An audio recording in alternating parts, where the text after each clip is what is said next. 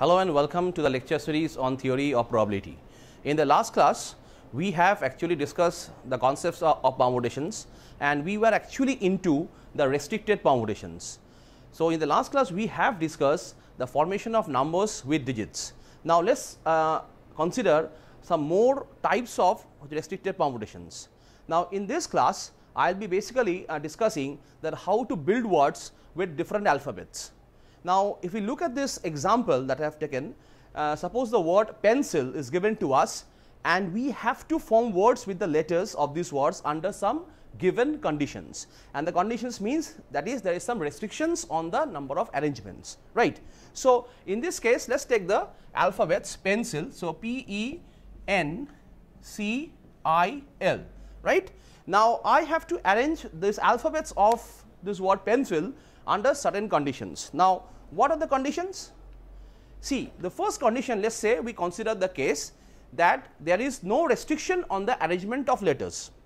Now, once we say that there is no restriction at all on the arrangement of letters, then the number of ways we can arrange them, or the number of words that we can form with this 6 alphabets of the word pencil will be factorial 6, because there are how many alphabets? There are 6 alphabets, 1, 2, 3, 4, 5, 6. So, since there are 6 alphabets, and since there is no restriction on the arrangement of these alphabets, so therefore, the total number of words that we can form with this 6 alphabets will be factorial 6.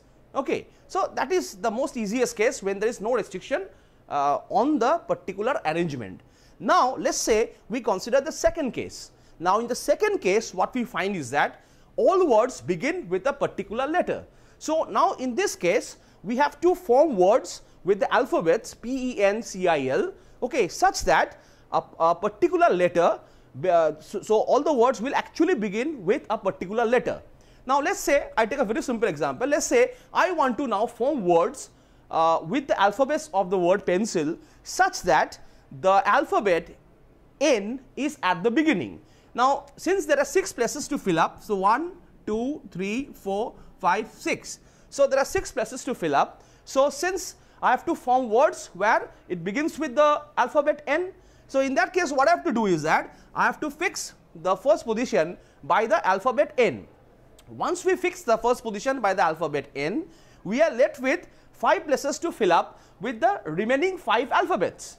And since there is no restriction on the remaining 5 places, so that you can always do in factorial 5 ways. So, factorial 5 will be the total number of such words formed where the words are starting with the alphabet N. So, this is a type of restricted permutation. Now, restriction can vary. Let us say if we go into the third case where we have written all words begin and end with particular letters. Now, when I say all words begin and end with particular letters, then it means that I am fixing a particular letter in the first position and I am fixing a particular letter in the last position. Let us say this example, say I want to form words with the alphabets of the word pencil where I want that the letter E will be at the beginning and the letter I will be at the end. So, how many places I have? 1, 2, 3, 4, 5, 6. Because it is a word with 6 alphabets and I want to have the letter E fixed at the first position. So, I first keep the alphabet E into the first position and I want the word ending with I. So, I have to fix the alphabet I at the last position. So, once I have done that, since I want the word starting with E and ending with I, okay, as my case says. So, I fix E in the first position and I fix I in the last position. Now, I have 4 positions to left. So, I have 4 positions left. Now, in these 4 positions, we have 4 different alphabets and those 4 alphabets can arrange among themselves without any restriction in factorial 4 ways. So, in that case, we are getting factorial 4 such number of words, okay, where we find that the words are beginning with the alphabet E and is ending with the alphabet I. So, this was the third case. Now, let us come to the fourth case. Now, in fourth case, as you can see, it is the vowels occur together. So, vowels occur together So we have to first locate the vowels in this particular 6 alphabets. Okay, so what are the vowels? See, basically the vowels, there are 2 vowels as we can find. The vowels are basically E and I. The vowels are basically E and I. So there are 2 vowels among the 6 alphabets of the word pencil, and they are E and I. Now my question is that you have to form words with the alphabets of the word pencil such that the vowels are always together. Now to do this, what we have to do is that we actually take both the vowels as a single alphabet. Okay, first we'll consider that E and I as a single alphabet. Now if I do that, then how many alphabets we have? We have 5 alphabets, because we are now keeping P, N, C, L, and we are taking E and I as a single alphabet. Okay, now because E and I are the only 2 vowels present among these 6 alphabets, right? So we are making the 2 vowels E and I always together, as they say. So now how many alphabets we have? We have now 5 alphabets, and these 5 alphabets can arrange among themselves in how many ways? In factorial 5 ways, right? Now once that has been found, but since the 2 vowels are always together, but the arrangement among the 2 vowels has to be considered. Now since 2 vowels can arrange among themselves in how many ways? In factorial 2 ways, right? So what we find is that factorial 5 is the total number of arrangement with the alphabets P, N, C, L and E, I, by considering E, I as a single alphabet, and the arrangement among the 2 vowels which are always together is factorial 2. So therefore, what is the total number of such words formed where the vowels are always together? So it will be simply using the fundamental principle of permutation, that is factorial 5 into factorial 2, because for every factorial 5 ways of arranging these alphabets, there are factorial 2 ways of arranging these 2 vowels which are always together. So therefore the total number of ways of getting such words where the 2 vowels are always together will be factorial 5 into factorial 2, and that will be the total number of words so formed in this particular case when we have to consider that the vowels are always together.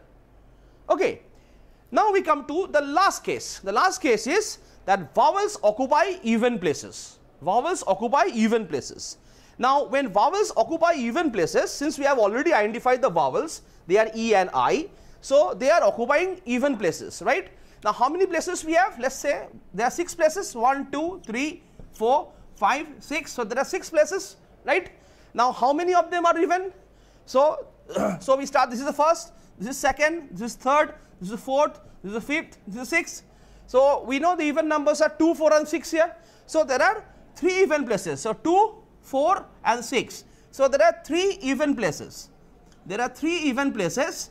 Okay. So now the thing is that, first thing is that since there are 2 vowels, the vowels will occupy the even places. So first what we will do is that we will actually arrange the consonants, okay, in without any restriction, because there is no restriction on the consonants, right? Now how many consonants we have? There are 4 consonants, because there are 6 alphabets and the consonants are P, N, C and L. Now since there is no restriction on the consonants, okay, so therefore this 4 consonants can arrange among themselves in how many ways? In factorial 4 ways.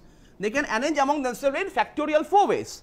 Now having done that, now we have to consider the case that the vowels will occupy the even places. Now how many even places are there? There are 3 even places which we have already identified. Now how many vowels we have? We have 2 vowels. Now let's say, so there are 3 places and we have 2 vowels. So the first vowels, so the first vowel can arrange among themselves in 3p1 ways, okay, because there are 3 places to choose from and we consider the first vowel. So 3p1 is 3 ways. So 3 ways I can fill up the first vowel in any one of these 3 even places. Now once I have done that, okay, so I will be having 2 places left, because one of the places will be filled up by any one of these 2 vowels, right? Now once it is done, the remaining 2 places which are left can be filled up by the next vowel in 2p1 ways. So that means it is 2 ways. So therefore the total number of ways by which you can fill up the vowels in those even places will be 3 into 2, that is 6 ways. So 6 ways is actually the number of ways which you can fill up those 2 vowels in these 3 even places that we have. Now once I have identified that, and since I have already found out that the consonants can arrange among themselves in factorial 4 ways, therefore total number of ways or words that we can form where the vowels will always occupy the even places will be again by the fundamental principle of permutation, which is the product rule. So therefore, because we have got factorial 4 ways of arranging the 4 consonants, and for each one of those factorial 4 ways of arranging those consonants, there are 6 ways of occupying the even places by those 2 vowels. So therefore, it is factorial 4 into 6, and that gives me the total number of words that I can form using the alphabets of the word pencil. So that's all for this class. Okay, in the next class we will be actually discussing more on the restricted permutation. Thank you.